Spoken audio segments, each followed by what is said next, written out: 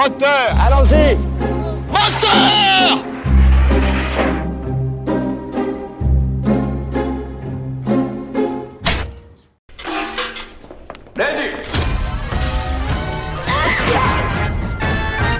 이게 진짜 가능해요?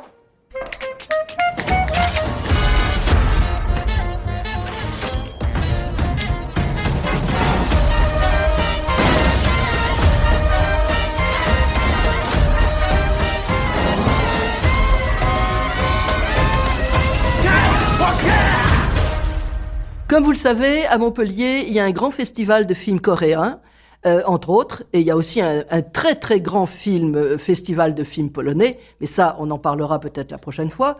Et donc, je trouve que c'est intéressant parce que le cinéma coréen vaut le détour. Voilà, et donc il y a, notamment, nous avons vu dernièrement, ça tourne à Séoul. C'est un film d'ailleurs qui vient de sortir, d'un film qui a été tourné en 2022. Il a été réalisé par Kim Ji-woon. C'est une comédie. Il est vrai qu'après le succès de ce fameux film Parasite de Bong Joon-ho, je parle pas très bien le coréen, je m'en excuse, et donc qui avait eu la Palme d'Or, c'est pour ça qu'on en a parlé, je crois même je ne sais pas s'il a eu l'Oscar, mais peut-être bien du film étranger, enfin bref. Il se trouve que le genre comédie-thriller est en vogue. Alors ici, Kim s'interroge sur son cinéma, c'est-à-dire la façon de conquérir un public. Mais il replace ce questionnement dans les années 70 où sévit une censure sévère qui est imposée par un gouvernement de militaires qui impose des règles strictes. Donc ça, c'est intéressant parce que réfléchir sur son art, ici cinématographique, c'est pas nouveau. Nombreux réalisateurs se sont essayés, pas toujours convaincants d'ailleurs, mais pour moi, malgré d'énormes moyens, pour moi, le plus réussi, qui parle justement de cette histoire du cinéma, c'est Chantons sous la pluie. Chantons sous la pluie de Stanley Donen, avec Gene Kelly, mais tout le monde connaît ce film, mais l'arrivée c'est un film qui parle de l'arrivée du sonore. Et ça permet des scènes exceptionnelles. C'était un film de 1952. Si vous voulez voir vraiment la naissance et l'histoire du cinéma, il faut voir ce film. Arrive Noël, c'est le moment de regarder ce film à nouveau. C'est vraiment un pur délice. Et oui, parce que voilà, les comédiens d'abord souvent se révèlent avoir des voix épouvantables, pas du tout ni cinématographiques ni radiophoniques. Donc ils prennent des cours. Et puis quelquefois après, parler dans le micro, mais sans en avoir l'air, c'est tout un programme. Et on s'aperçoit quelquefois qu'il y a beaucoup de comédiens un peu neuneux, mais il faut vraiment un mode d'emploi souligné 3 fois. Bon, bref. Donc, c'est un vrai bonheur. Alors là, le film de Kim Ji-woon, il nous parle aussi du contexte. Ces années 70, avec cette censure dont je vous parlais, grotesque. Nous savons bien, on sait pas très bien à quoi ça peut ressembler une censure aussi terrible, quoi. Et donc ça me paraît intéressant, c'est peut-être ce qu'il faut garder du film. Voilà, donc, nous allons le savoir, on va voir à quoi ça ressemble. Ça tourne à Séoul, Cobweb, et on appréciera la qualité de la mise en scène, la définition du plan séquence. Voilà, tout ça est dit évidemment. Alors donc, dans le festival coréen, il n'y avait pas que ce film, mais je vous parle aujourd'hui particulièrement de ce film, ça tourne à Séoul. Moi, honnêtement, j'aime certains films coréens. Je ne suis pas une inconditionnelle, parce que je trouve, et là, le film de Kim, il est justement un peu dans ce goût-là, c'est trop, c'est too much, c'est trop. Voilà, à un moment, on se dit, oh là là, silencio, voilà. Le réalisateur, un peu prend des gens pour les imbéciles, et il veut les toucher avec des grosses ficelles, qui se veulent drôles, voilà. Ici, le réalisateur ne se prend pas quand même pour une queue de cerise, si vous voyez ce que je veux dire. Il montre un monde du cinéma, où tous sont plus ou moins tarés. Alors bon, c'est vrai que moi, ça me gêne un peu, parce que, bon, je viens du cinéma. C'est vrai que, oui, il y a le pire et le meilleur parmi les gens de cinéma. Mais là, dans cette production, je trouve que d'ailleurs le directeur de la production, il a vraiment mal choisi, parce que tous les personnages représentés, oui, ils existent, c'est réel, mais quand vous les rassemblez tous ensemble, bon, voilà, ça fait, comme je vous le disais tout à l'heure, un peu too much, quoi, voilà. Le réalisateur Kim, qui a commencé sa carrière, parce qu'en plus de ça, dans le film, il prend le même prénom, avec un scénario volé. Ça aussi, ça existe, vous n'avez pas intérêt à laisser traîner un scénario, dans le cinéma, bouf, tout d'un coup, vous découvrez un scénario qui ressemble étrangement au vôtre. Voilà. Et même quelquefois, quand vous l'avez déposé auprès de la SACEM ou peu importe, ou même vous l'êtes envoyé par lettre recommandée, etc., tout d'un coup, c'est très étrange. Mais alors on vous dit ah mais oui mais c'est-à-dire que c'est dans l'air du temps, tout le monde a le droit d'avoir les mêmes idées. Ah bah tiens, évidemment. Et donc ce qui est aussi intéressant peut-être dans le film, parce que si vous ne le saviez pas, vous allez découvrir ce qu'est un plan séquence. C'est une prouesse visuelle et ça il faut quand même le reconnaître. Notamment il y a un plan séquence qui clôture le film, ça tourne à Séoul, qui est très remarquable de précision, d'adéquation avec les acteurs, les décors. Et on s'aperçoit comment, pour réussir un plan séquence si long, il faut faire participer toute l'équipe à la seconde près, que ce soit le machiniste, le décorateur, etc., etc. Et donc là, on est obligé de dire chapeau bas, c'est du très très beau cinéma. Mais en dehors de cette réussite technique, le scénario est quand même assez limité. Et si il y a de très bonnes idées, il y en a parfois qui sont drôles, comme le plan séquence sur la musique de Gainsbourg, ces poupées de cire, poupées de son, vous savez, chantées par France Gall. Voilà, le son est d'une façon générale, c'est très présent, mais souvent, je vais faire un barbarisme, tintamaresque, je ne sais pas si ça existe, mais enfin ça ne veut rien.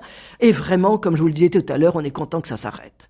Alors, et d'ailleurs, je me disais, ça m'interrogeait, ça, parce que c'est pas nouveau, c'est pas uniquement dans le cinéma coréen. Je me dis qu'au fond, le cinéma, il devient plus sonore que visuel. C'est un comble. Parce que quand même, vous vous souvenez que le cinéma a d'abord été, c'est l'image. Et vous avez des gens qui disent, ils sortent du cinéma, oh là là, la musique terrible. Ah oui, d'accord. Vous êtes allé au cinéma pour écouter la musique. Bon, ben d'accord, pourquoi pas. Voilà, donc, mais enfin bon, bref, juste une petite anecdote. Les réalisateurs, quelquefois, sont quand même très très bizarres et ils pensent que il faut pas grand-chose pour qu'ils soient des monstres d'intelligence et de créativité. Je sais pas si vous vous souvenez de ce réalisateur Albi Coco, qui était marié, enfin, ou en tout cas, il avait pour femme, je ne sais pas dans quel sens il faut le dire, Marie Laforêt.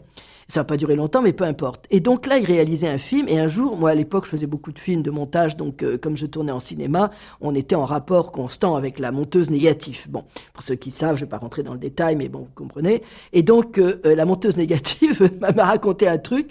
Tout d'un coup, arrive Albi Coco, il faisait un film, je ne sais pas lequel, et il demande des négatifs. Alors d'habitude, dans un labo, on sort pas le négatif comme ça, quoi. Donc on sort le négatif, il prend le négatif, il le met par terre, et il commence à le fouler aux pieds, le rayer, etc. Les gens étaient hyper scandalisés, tétanisés. Il a dit non, l'image sera meilleure comme ça. D'accord. Bon, voilà. Donc, alors effectivement, après, j'ai pas vu le film, mais je sais que c'était quand même une anecdote qui se racontait. C'était au laboratoire LTC. C'est des beaux souvenirs. Ça, c'était des beaux souvenirs. Bref, sur cette petite anecdote, voilà, prenez votre pellicule, piétinez-la et vous verrez, là, vous aurez une image exceptionnelle. Bien. Alors, donc, maintenant, nous allons parler du film proprement dit. Le réalisateur, notamment, choisit des cadres. Et il choisit notamment des rushs, et quand ils sont présents à l'image, sont en noir et blanc, c'est ça les codes. Ça veut dire que pour les gens un peu abrutis, ils comprennent que quand on tourne, on est dans le réel, on est en couleur, et sur la pellicule, sur l'image, on est dans les années 70, elle est en noir et blanc. Voilà. Et donc, alors, ça peut être intéressant, mais aussi, ça peut être dans les années 70, quoique je sais pas si ça existait déjà. On regardait, souvent le réalisateur était même pas sur le tournage, parce qu'il regardait sur un combo, vous savez, ces espèces de moniteurs sur lequel on pouvait regarder l'image. Et donc, il était assis peut-être dans une pièce à côté, il regardait l'écran, voilà. Bon, alors, c'est vrai qu'effectivement, le côté positif, c'est qu'on regardait exactement ce que l'opérateur, le cadreur, cadrait, mais beaucoup de comédiens se sont plaints un peu parce qu'ils sentaient qu'ils étaient seuls, parce que d'habitude, ils aiment bien avoir le regard d'un réalisateur, et le réalisateur était pas là, il était dans la pièce à côté en train de regarder l'image. Bref, alors donc voilà, alors ça pourrait être ça parce qu'à l'époque, les moniteurs étaient redonnés une image noir et blanc. Et alors, le réalisateur va modifier son film initial qui s'appelle Cobweb dans la toile. Peut-être pour différencier peut-être le cinéma de films sur Netflix. Bon, il y a peut-être une idée sous-jacente, ça je ne sais pas, j'ai pas extrapolé, etc. Alors Kim, le réalisateur, le vrai, et celui du film, d'ailleurs le personnage, ne manque pas d'ego. Car ils sont sûrs de réussir ce fameux plan séquence dont je vous ai parlé, et ils vont nous le montrer, alors là, plusieurs fois. Eh bien, honnêtement, quand une chose est formidable, il faut pas en abuser. Voilà, c'est un peu comme avec le pinard. Si vous buvez le litre entier, vous n'êtes pas des connaisseurs. En revanche, si vous distillez un bon verre comme ça tranquillement, et ben là c'est pareil. Son fameux plan, il nous le montre une fois, 2 fois, 3 fois. Ras-le-bol, on en a rien à foutre, quoi. Voilà. Et donc il suffisait de le supprimer. D'abord, ça aurait raccourci le film. Ce qui aurait pas été plus mal parce que le film est quand même un peu long. Donc on pouvait supprimer 2-3 fois ce grand plan séquence.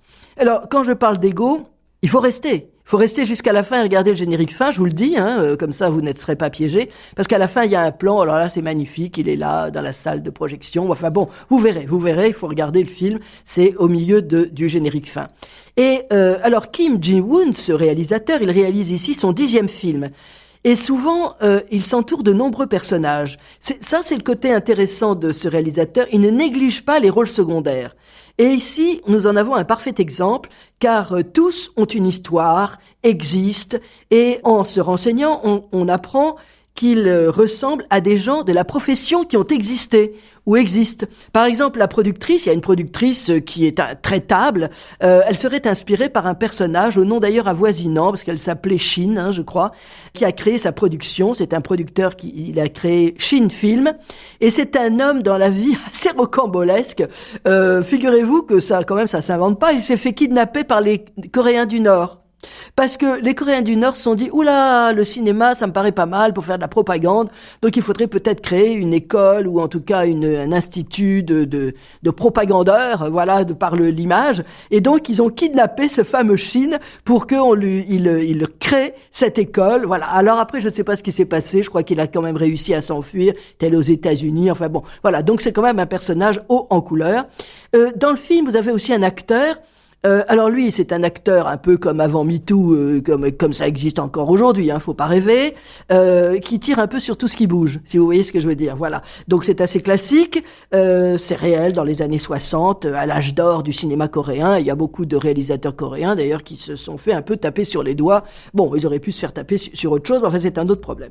Alors la comédienne aussi qui est là, présente, Yurim. Alors là, elle fait son numéro, ça c'est génial. C'est-à-dire que elle peut pas tourner 2 jours supplémentaires parce que quand le réalisateur dit « Oh, mais il me faut 2 jours et je vais arranger ça, vous allez voir, on va faire un chef-d'œuvre, etc., etc. » Ah, bah non, elle est occupée. Alors ça aussi, c'est hyper classique, Ça veut dire que tout d'un coup, c'est arrivé, mais même en France, on n'a pas besoin d'aller en Corée. On leur dit « Est-ce que vous pourriez revenir 2 jours ?» Ah non. Alors, ils regardent sur leur calepin. Ah bah non, parce que là, je suis ceci. Alors elle, c'est parce qu'elle fait une série télévisée. Ah bah oui, et quand vous regardez le calepin, il y a rien dessus.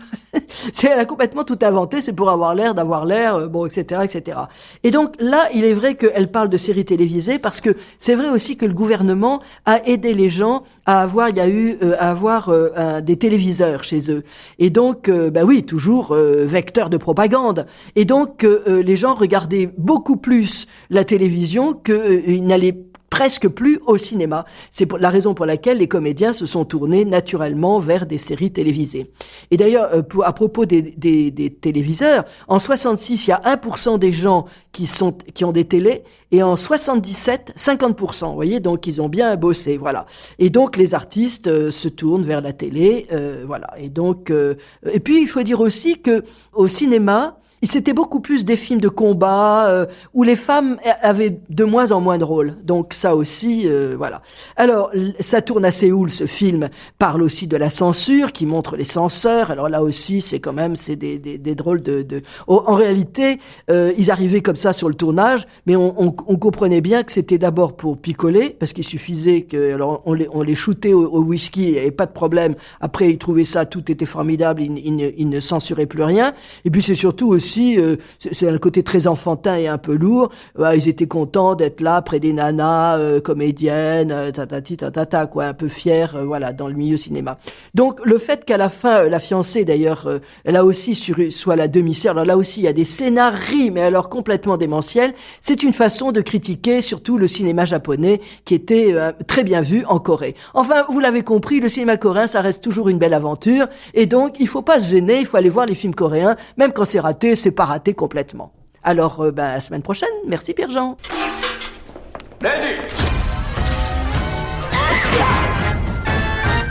이게 진짜 가능해요?